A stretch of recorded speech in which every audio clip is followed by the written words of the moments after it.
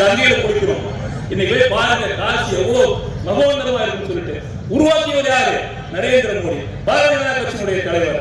காஷ்மீர் எனக்கு ஞாபகம் இருக்குது, 370 சட்டத்தை நீக்கணும்னு சொன்னான். உடனே அத்தனை பேர் சொல்லி பார், பண்ணி பார், உன்னால முடியுமா?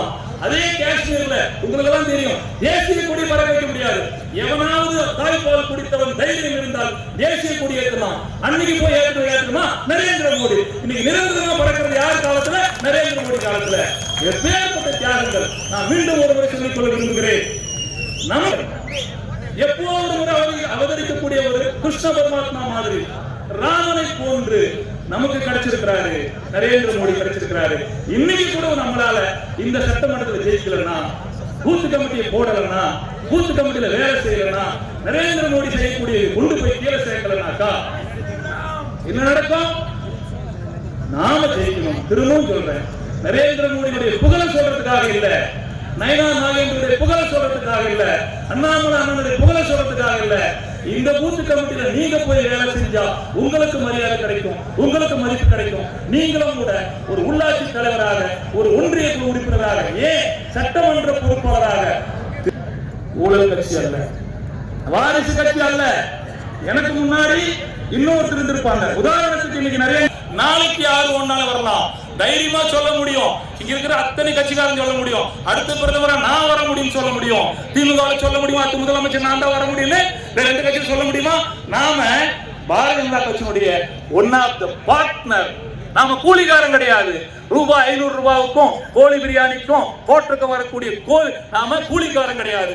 பாரதிய ஜனதா கட்சியினுடைய ஒன் ஆஃப் த பார்ட்னர். என்னைக்கு போனாலும் நீங்க இங்க வந்து உட்கார முடியும். இங்க இருக்க அண்ணன் சொன்னாரு, இங்க இருக்கிறவங்க என்னைக்கு வேணாலும் இங்க உட்கார முடியும். அந்த இடம் அங்க இருக்கிறது வேலை பண்ணா என்னைக்கு வேணாலும் இங்க வரலாம். அப்பேற்பட்ட மாபெரும் சக்தி வாய்ந்த ஒரு அரசியல் கட்சியினுடைய தலைவர்கள் நீங்க தலைவர்களா இருக்கிறதுனாலதான், பொறுப்புல இருக்கிறதுனாலதான் உங்க அத்தனை பேரும் நம்ம கூப்பிட்டு இருக்கிறோம். உங்களை அத்தனை பேரும் வேண்டி வணங்கி ஒரே ஒரு வேண்டுகோள், பூத் பலப்படுத்தணும், பூத்தை பலப்படுத்தணும். பூத் கமிட்டி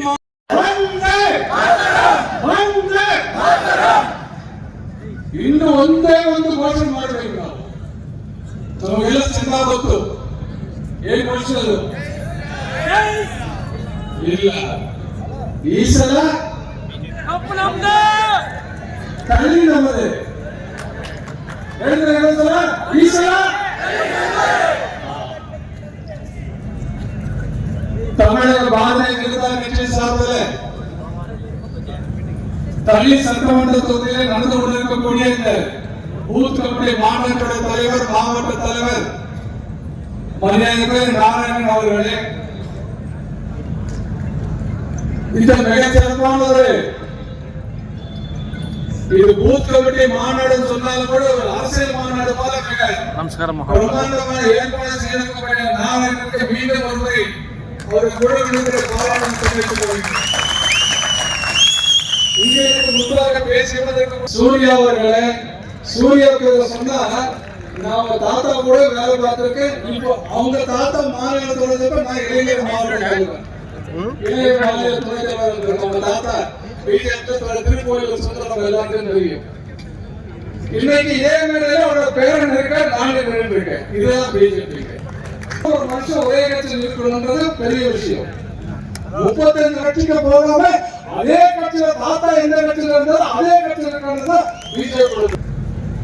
இந்த பூத் கமிட்டி மாநாட்டை மிக வெற்றிகரமாக நடத்திக் கொண்டிருக்கக்கூடியதற்கு மிக முக்கியமான காரணமாக இருக்கக்கூடிய மண்டல தலைவர், கிழமங்குளத்துறை மண்டல தலைவர் மறைந்த ராஜேஷ் அவர்களே,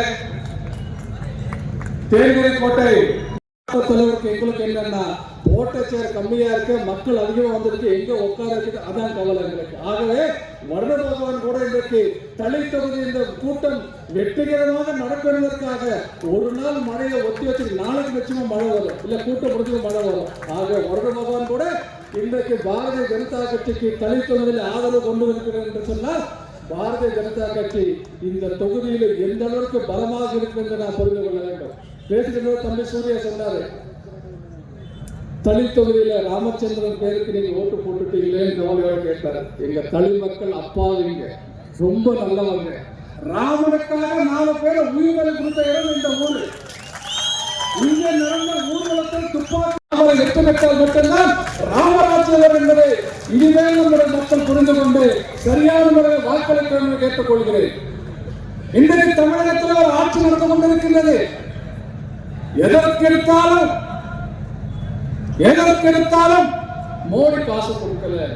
மத்திய அரசாங்கத்தோட தவறான திட்டம், மத்திய அரசாங்கம் தவறாக வடிவமைத்திருக்கிறதை காசு கொடுக்கறதில்லை, எங்களுக்கு அதிகாரம் இல்லை.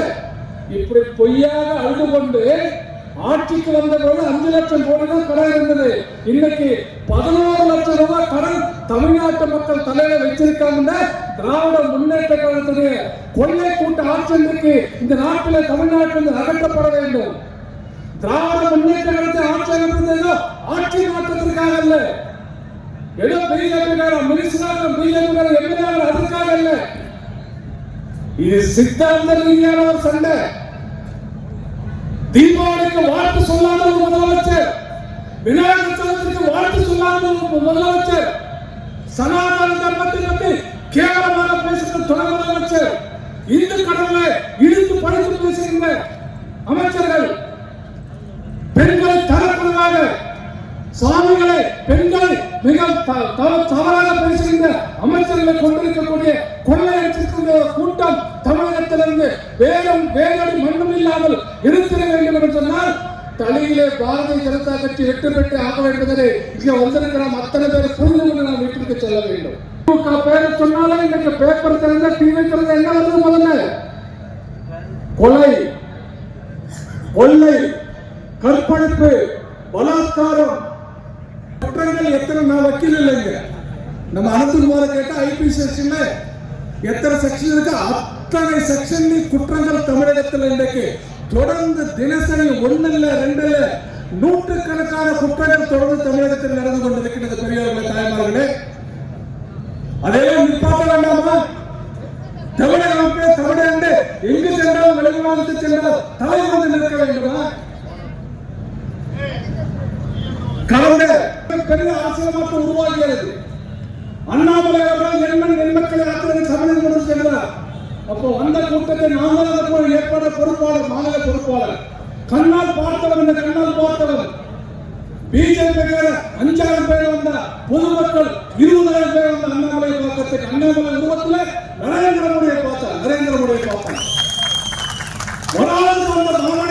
தமிழகத்தை காப்பாற்ற மாட்டோம் என்று அண்ணாமலை போல தலைவர்கள் தமிழகத்திற்கு கிடைக்க வேண்டும் என்று பொதுமக்கள், பெண்கள், குறிப்பாக வீட்டிலே டிவி பார்க்கக்கூடிய பெண்கள், வீட்டில் சமையல் செய்யக்கூடிய பெண்கள், அதையெல்லாம் விட்டுவிட்டு அண்ணாமலை பார்ப்பதற்காக நரேந்திர மோடி தம்பி அண்ணாமலை வந்து கொண்டிருக்கிறாரே, அவரை நாம் மதிக்க வேண்டும், அவரை பாராட்ட வேண்டுவதற்கு ஆதரவு தர வேண்டுவதற்காக தமிழகத்தில் பாரதிய ஜனதா கட்சி ஆட்சிக்கு வர வேண்டும். தமிழகத்தில் நரேந்திர மோடிக்கு ஆதரவாக